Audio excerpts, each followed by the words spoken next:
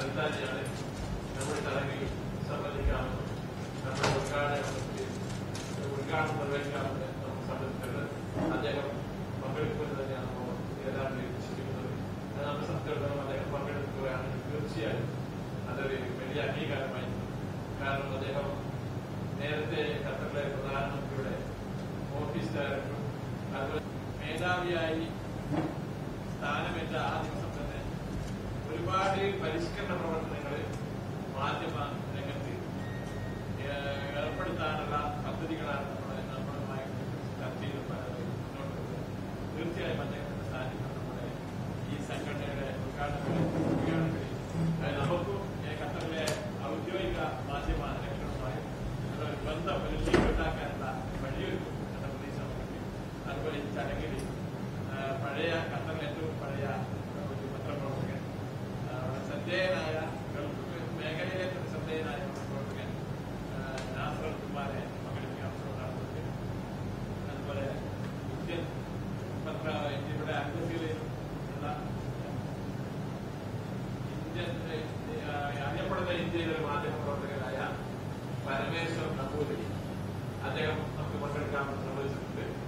അതുപോലെ ഇൻഫാക്കിന്റെ പ്രസിഡന്റ് രഞ്ജിത് ഭാസ്കർ അദ്ദേഹം സമിതി അറിയിക്കാനുള്ള സർക്കാരുമായി ബന്ധപ്പെട്ടിട്ടുണ്ട്. കൾച്ചറൽ പ്രോഗ്രാം ഉണ്ടാവും. അതുപോലെ ആ പരിപാടിയുടെ വേറെ ശ്രദ്ധേയമായ വസ്തുത, നമ്മുടെ കേരളത്തിൽ ഇപ്പോ വളരെയധികം കോലാഹലം സൃഷ്ടിച്ച, അതായത് സ്വാമിമാരുടെ വേഷം കെട്ടി ലക്ഷങ്ങൾ തട്ടിപ്പ് നടത്തി വിഹരിക്കുന്ന ചില സ്വാമിമാരുടെ രഹസ്യങ്ങൾ പുറത്തുവരാൻ വഴിയൊരുക്കിയ ആ സന്തോഷ് മാധവന്റെ പുസ്തകം ആദ്യമായിട്ട് എഴുതാനുള്ള തന്റേടം, അത് വെളിച്ചത്തിൽ കൊണ്ടുവരാൻ തന്റേടം കാണിച്ച എം.ആർ. അജയനെ ആദരിക്കാനുള്ള ഒരു പരിപാടി കൂടി നമ്മുടെ അതിന്റെ ഉദ്ഘാടനത്തെക്കുറിച്ച് നമ്മൾ തീരുമാനിച്ചിട്ടുണ്ട്. ആ പരിപാടി വെച്ച് നടക്കും.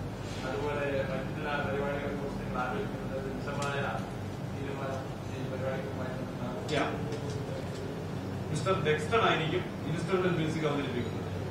Mister ഡെക്സ്റ്റൺ instrumental music, നമിതാശ്യാം fusion dance, Kalamandalam Sridevi classical dance. ഇവര് ഈ മേഖലയിൽ എന്തായാലും പ്രശസ്തരായിട്ടുള്ള, നമുക്ക് ഖത്തറിൽ ലഭ്യമായിട്ടുള്ള ഈ രംഗത്ത് തിളങ്ങി നിൽക്കുന്ന താരങ്ങളാണ് എന്നുള്ളതും നിലവാരമുള്ള ഒരു പരിപാടി ആയിരിക്കും എന്നുള്ളതുമാണ് നമ്മുടെ വിശ്വാസം.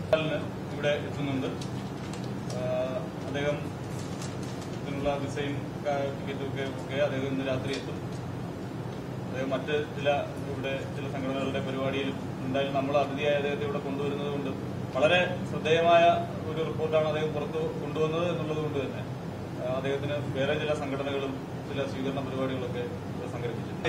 നമ്മുടെ രക്ഷാധികാരിയായ അംബാസഡർ ആ ഒരു വിഷയത്തിൽ നൽകിയ ചില നിർദ്ദേശങ്ങളുടെ അടിസ്ഥാനത്തിലാണ്. കാരണം കോടതിയുടെ പരിഗണനയിൽ ഈ വിഷയം ഇരിക്കുകയാണ് കേരളത്തിൽ.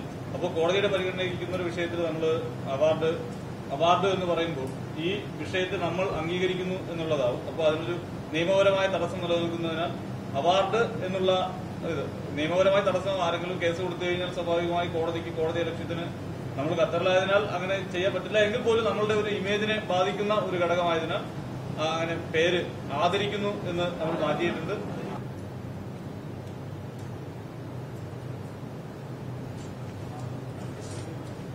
കഴിഞ്ഞാൽ ഒന്നിച്ചു വരുന്ന ഒരു കാലഘട്ടം ഉണ്ടായിരുന്നു. ആ കാലഘട്ടം മുതൽ മലയാള പത്രങ്ങൾ വിതരണം ചെയ്യുന്ന അതിൽ ഏറ്റവും സീനിയർ ആയിട്ടുള്ള ആളെ ഞങ്ങൾ അന്വേഷിക്കുന്നുണ്ട്.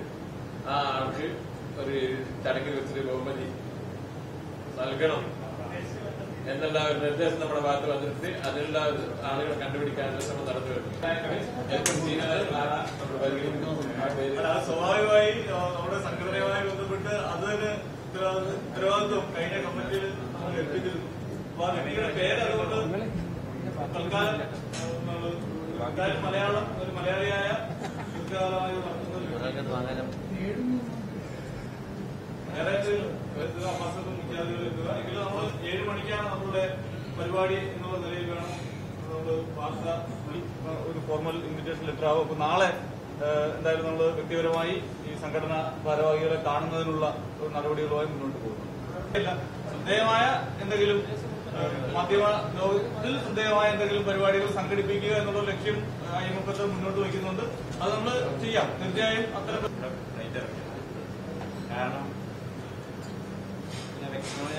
വ്യക്തിപരമായിട്ട് തുറന്നു പറയാം. ഞാൻ ഒരിക്കലും ഗൾഫ് കാണും എന്ന് കരുതിയിരുന്നില്ല.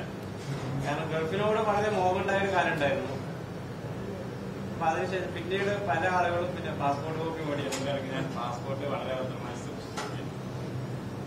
അപ്പൊ അതുകൊണ്ട് തന്നെ ഗൾഫിനോട് ഒരു താല്പര്യം. പിന്നെ ഈ ഗൾഫിലുള്ള പല കഥകൾ, നവാസിന്റെ പോലുള്ള കുറെ ആളുകളുടെ അനുഭവങ്ങൾ, അങ്ങനെ 1-2 അനുഭവങ്ങൾ എന്റെ കുടുംബത്തിലുണ്ടായിരുന്നു. ജോലി ആയതുകൊണ്ട് തന്നെ അവിടെ തന്നെ തുടരാമെന്ന്. അപ്പൊ അതിനിടയിലാണ്